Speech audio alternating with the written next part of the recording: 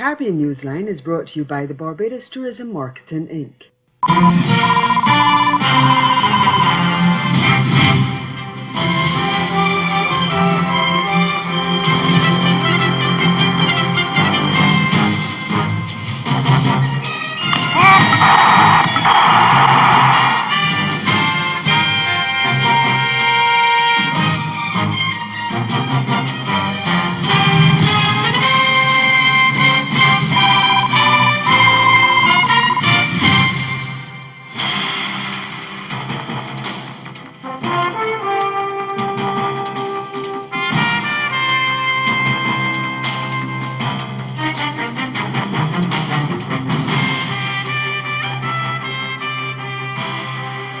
Far-reaching anti-terrorism legislation coming for Trinidad and Tobago.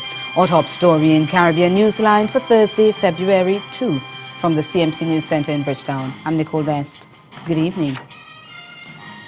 The Trinidad and Tobago government has announced plans to amend existing anti-terrorism legislation to make it much more difficult for anyone to participate in terrorist activities, either at home or abroad. Speaking at the weekly Cabinet News Conference on Thursday, Attorney General Faris Al-Rari said the amendments to the Anti-Terrorist Act will be presented to the Parliament on Friday.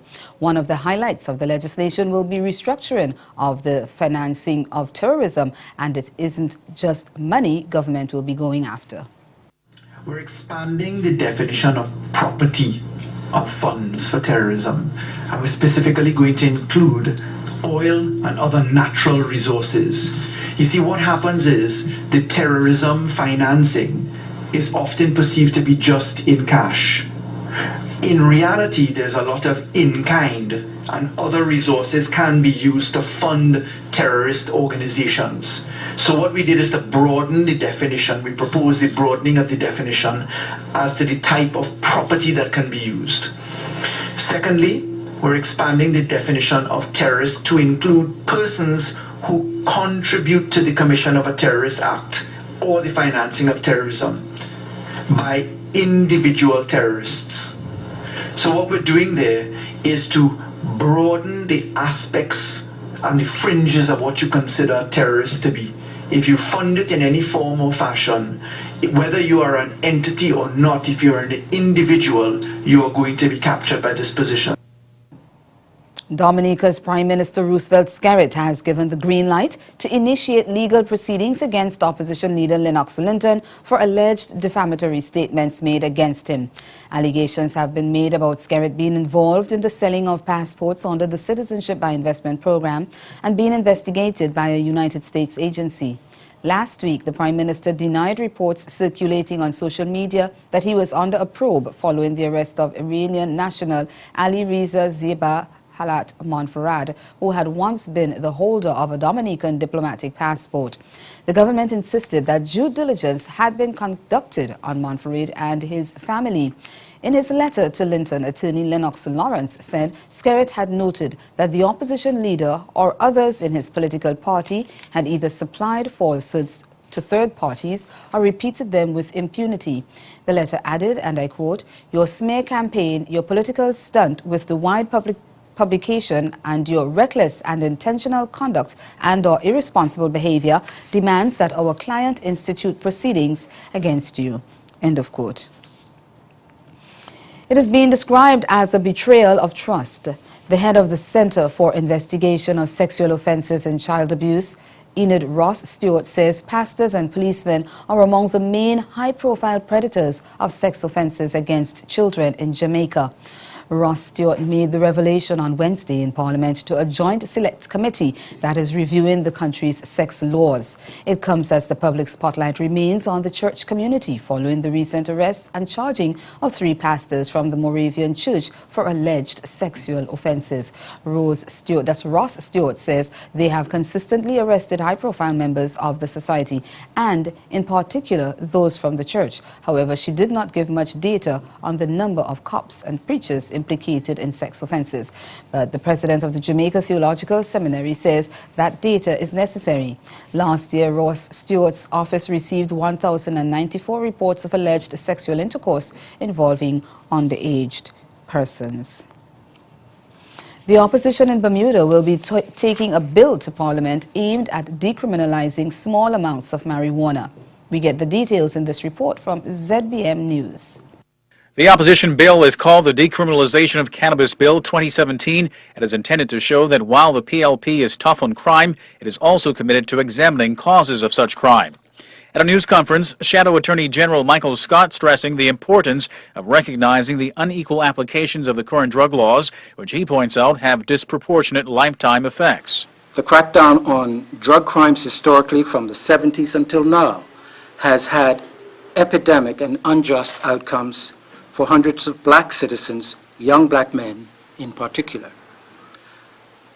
This bill aims to rectify that as well as include other justice initiatives for education and empowerment opportunities. The bill consists of 5 clauses which decriminalizes simple possession of marijuana that is no more than 7 grams. It provides that criminal sanctions will not apply to persons possessing cannabis under that statutory minimum, and or handling such amounts is also decriminalized. The PLP's first attempt to decriminalize cannabis in 2014 was voted down by OBA MPs, with the PLP at the time proposing that the legal limit should be at 20 grams. However, Premier Michael Dunkley, the National Security Minister at the time, called the proposal reckless and poorly thought out. Outcomes we hope will flow from this legislation include the reduction of criminalization figures amongst Bermudian residents and guest visitors alike, who have been caught with small amounts of cannabis. This is a step along the way of ending life-altering consequences, including being prohibited from traveling to the United States of America, Canada. This is a reference to the stop list. Meantime, his opposition colleague, Shadow Health Minister Kim Wilson, noting the simple rationale behind the proposed bill, where it concerns actions to minors caught using cannabis. And it's simply this: to protect or provide further protection for our most vulnerable persons, namely our youth, from substance abuse as well as possible addictions. This act does recognize, as the Shadow Attorney General indicated, that there are choices that adults can make, and a choice may be for an adult to consume cannabis. Again, under the legislation, it would be for 7 grams or less. However, what we don't want to do is pass legislation which would have the effect of permitting minors to do likewise. To permit minors to be able to go and possess 7 grams of marijuana or less would be, quite frankly, creating a disservice to our youth. Still to come in Caribbean Newsline, students at UWI Mona outraged over new housing plans and increased fees. Stay with us. There's more news after the break.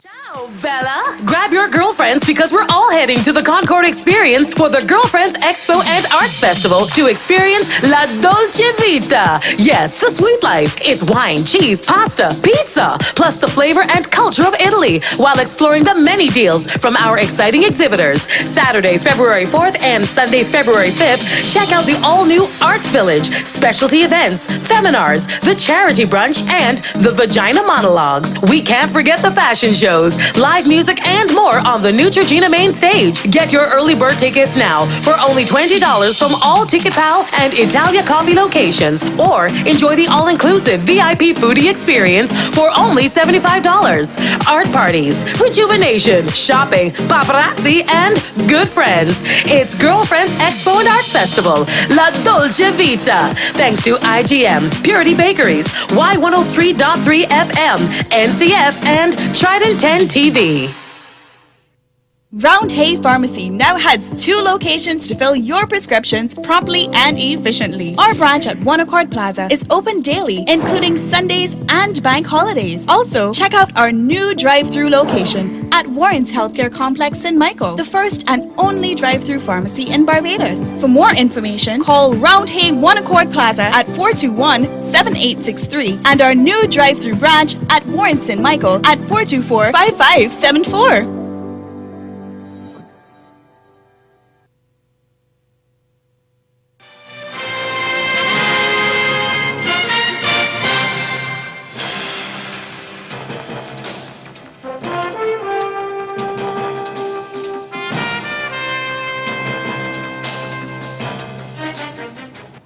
Students at the Mona campus of the University of the West Indies are outraged over new housing plans and its increased fees. Some students say the new plans are making it hard for them to afford to live there. The university is currently working with a company to build new halls, and it's even knocking down old students' houses to build new ones. But some students say the new fees are too high, and for some of them, housing will be more expensive than their tuition fee, and they are prepared to protest. We get more from Giovanni Dennis of TVJ News. This is one of the new halls 138 Student Living has put up at the UWI Mona campus. Modern buildings that will replace the halls that have existed there for decades. And the price tag for those who want to live here, $395 per month, the Jamaican equivalent, $50,560. That works out to more than $500,000 a year, almost 3 times what students on the older halls have to pay. The Student Guild President, Michaela Gonzalez, says that the fees are way too high. Students right now, I can tell you, I've been all of last week battling with students who cannot even afford to start a payment plan. So yes, there's the option of a payment plan, but you have to make a down payment. And my students cannot even afford to make the down payment to start the payment plan.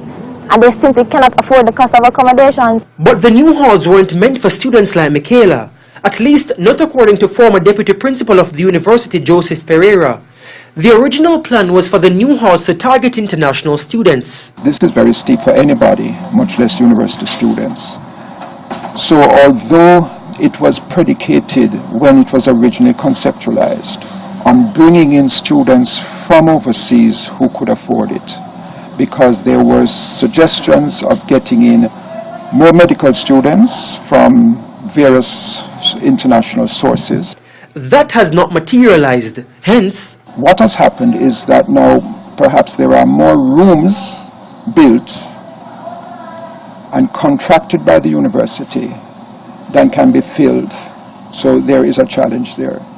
But the price of the rooms is really the problem. It's prohibitive. The university's principal, Professor Archibald MacDonald, accepts that the hall fees are indeed expensive, but he says there is a waiting list of students who want to live there.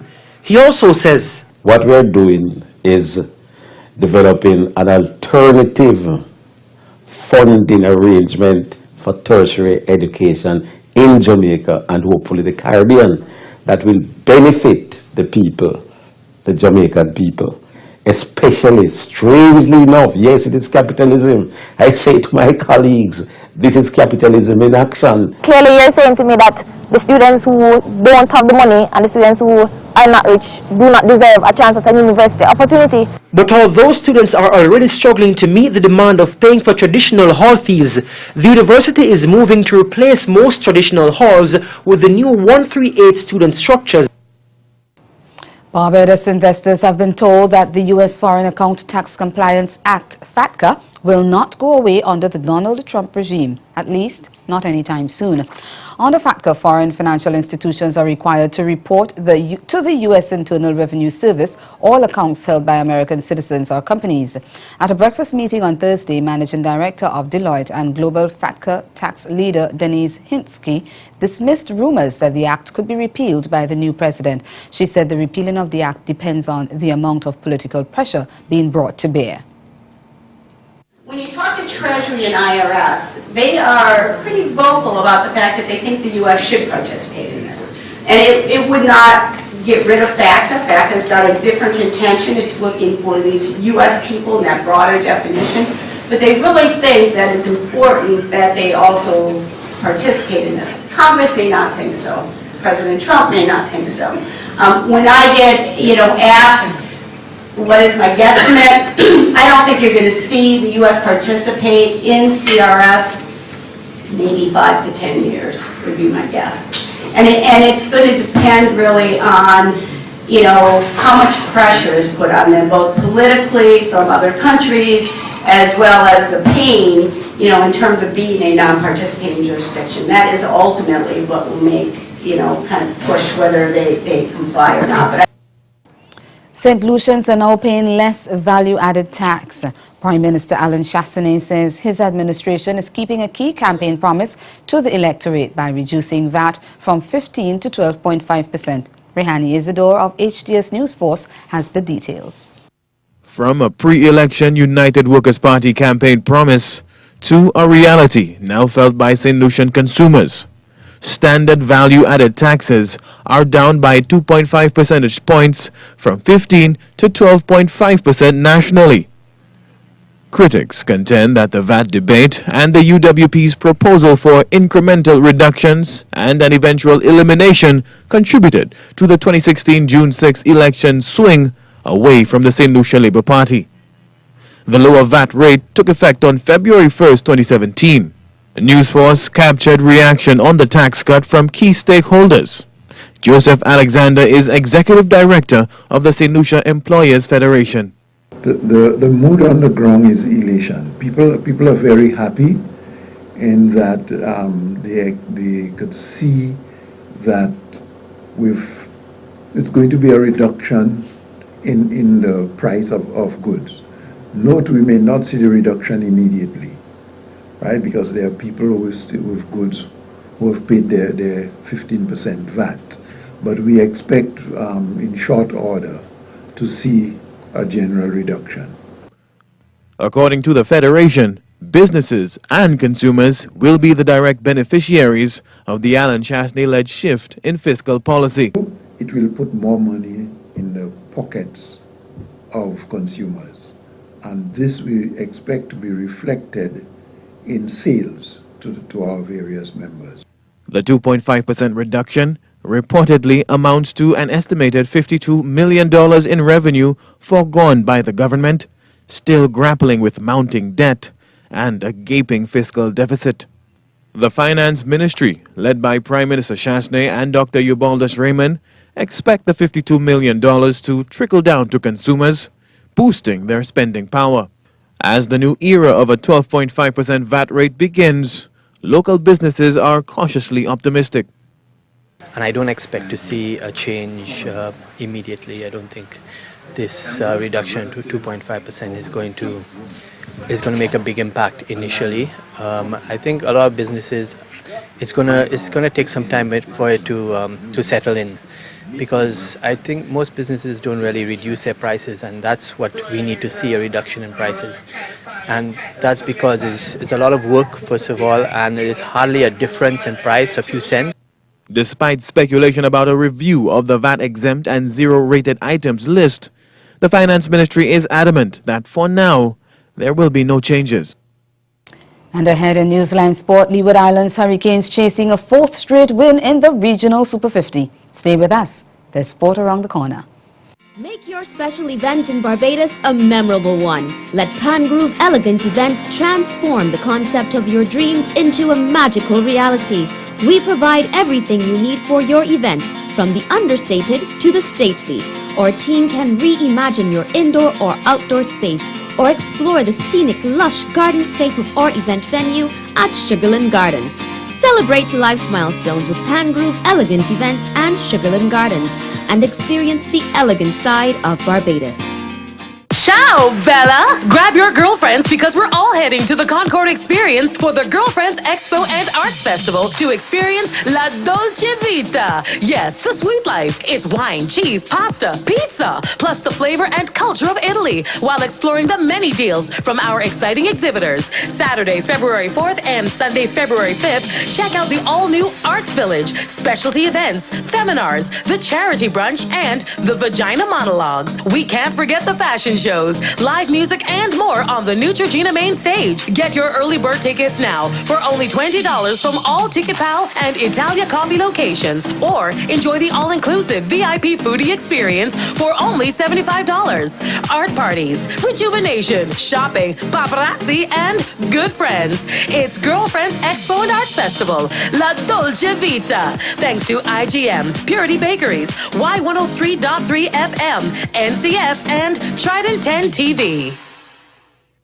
Round Hay Pharmacy now has 2 locations to fill your prescriptions promptly and efficiently. Our branch at One Accord Plaza is open daily, including Sundays and bank holidays. Also, check out our new drive-through location at Warren's Healthcare Complex in Michael, the first and only drive-through pharmacy in Barbados. For more information, call Roundhay One Accord Plaza at 421-7863 and our new drive-through branch at Warren's in Michael at 424-5574.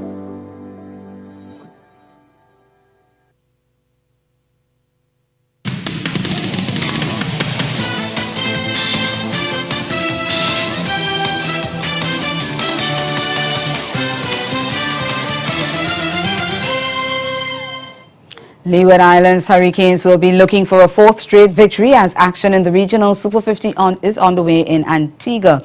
The Hurricanes are currently at the crease chasing a competitive 226 for 9 set by Trinidad and Tobago Red Force. Nicholas Alexis contributed with a half-century, while veteran batsman Imran Khan remained unbeaten on 45 and Jason Mohammed chipped in with 32.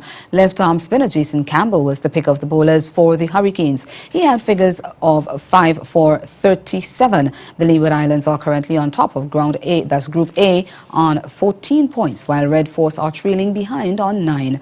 Earlier, West Indies under-19 registered their first victory in the regional Super 50 after humbling English cricket club Kent to a 28-run defeat. Playing at the Sir Vivian Richards Stadium in Antigua, the under-19s successfully defended a small total of 155. Left-hand Trinidadian batsman Matthew Patrick top scored with 45, while Baskir Yadram chipped in with 29. Taking the wickets for Kent was Ivan Thomas, who picked up 3 wickets for 29 runs, while Darren Stevens captured 2 for 17. In reply, Kent was scuttled out for 127 in the 34th over, with the only significant total of 37 from Sam Northeast. Sean Dixon added 20. Right-arm spinner Yadram returned with the ball to take 3 wickets for 6 runs.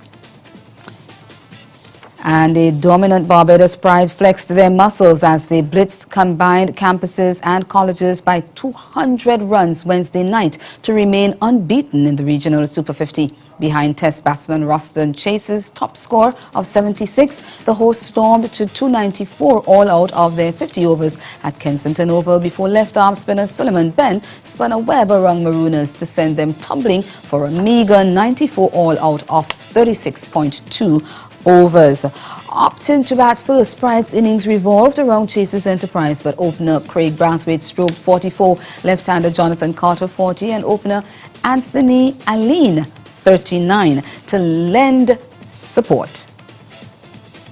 In reply, Marooners slumped to 17 for 3 in the 11th over and never really recovered despite Mohan's top score of 29 and Amir Jangu's 23. Captain and fast bowler Jason Holder started the rot, while when he removed Kyle Cobbin for 1 to a leg side catch by wicketkeeper Hope at 4 for 1 in the 4th over, and then had Aaron Jones caught at first slip by Ben in the 6th over with 2 runs added. The Marooners lost their last 7 wickets for 50 runs, with Ben finishing with 3 for 25. The victory was the 4th straight for Pride, propelling them to 17 points and to a healthy lead in Group B, while the defeat for Marooners was their 2nd, leaving them on 8 points. Staying with cricket, former West Indies head coach Phil Simmons has been appointed technical consultant to the Afghan national side. The 53-year-old will assist current head coach Lakshand Rajput.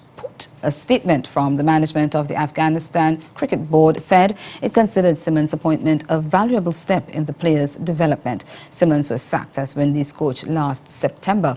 The first assignment for the Trinidadian will be to help oversee Afghanistan's preparation for a series against Ireland in Greater Nordia, comprising 5 one-day internationals, 3 T20s and a 4-day ICC Intercontinental Cup fixture. Simmons will then face another of his former teams when the Afghans take on West Indies in 5 ODIs and 3 T20s in the Caribbean in June.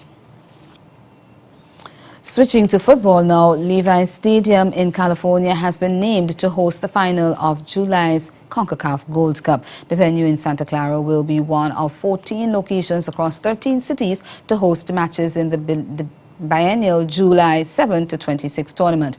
The final will be played there on July 26, Levi Stadium played host to the opening game of last year's historic Copa America Centenario. CONCACAF President Victor Montegliani says the stadium has quickly earned a place among America's top stadiums in terms of atmosphere, amenities and fan experience. Jamaica's Reggae Boys head the list of Caribbean sides for the Gold Cup, with Curacao, French Guiana and Martinique also having qualified. French nation Haiti faces Nicaragua in a playoff next month to determine the final spot in the 12-nation showpiece.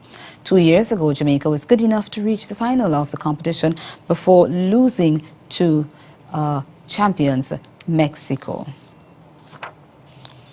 Newly appointed head coach of TNT's Women's Soca Warriors, Caroline Morachi, wants to create a more disciplined squad as the Caribbean side begins preparations for the 2019 Women's World Cup in France. The Italian and her team were unveiled to members of the media on Thursday. We get more from Jayasia Mirik of C Sports. TTFA President David John Williams is now 2 for 2 when it comes to introducing new head coaches with more modesty than he did to Tom St. Feet in December. But then again, Carolina Morachi immediately presented herself as a focused, determined and professional individual. First of all, I'm not here on holidays because I came from one of the most beautiful countries in the world. From Italy, I moved in Australia. It is another beautiful country. They have beaches too. So I'm not here on holidays. Morachi hammered out a solid deal for herself and her staff here on a near 3-year contract. She has with her 3 assistants. Herself and Betty Beragnoli make up 2/3 of Italy's female population to hold a UEFA Pro license. Beragnoli will also assist with the under-20s whenever both teams are active. Morachi's second assistant for the senior team, Nicola Williams, will also oversee our And finally, first of all, we apologize for the sudden interruption. That's the sport. Stay with us. We'll be right back.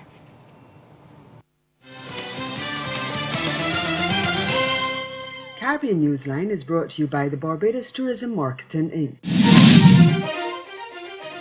The Jonkonu's fife, the rhythm of the drum, the strum of the pan, the lilt of the voice from island to mainland.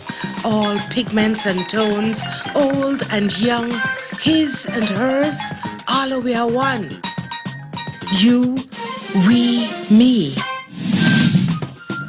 This is Yui TV.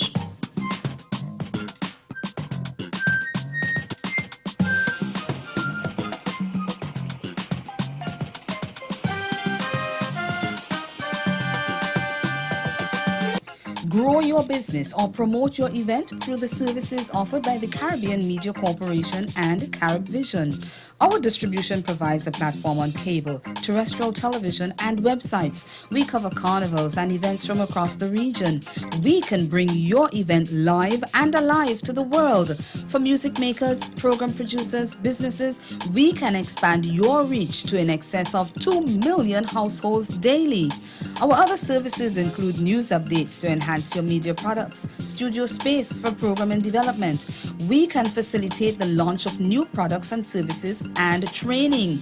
Contact us and we will help you unleash your creative ability, develop products and services, and provide the medium to watch them grow. Contact Loretta Skeet at cmccaribbean.com or call her 1-246-467-1044 or 1-246-253-3889. Call and book your carnival or event today.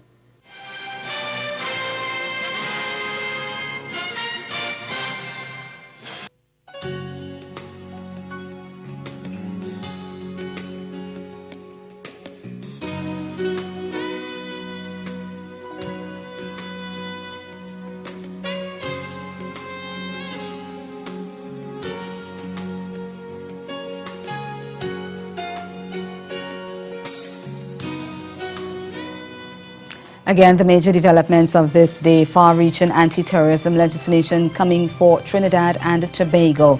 And in sport, Leeward Islands Hurricanes looking for a 4th straight victory in the regional Super 50 underway in Antigua. That's Caribbean Newsline. For news and sport around the clock, log on to KarnaNews.com. We'll be back here again tomorrow. But from all of us at CMC News, thank you for watching and have yourselves a good night.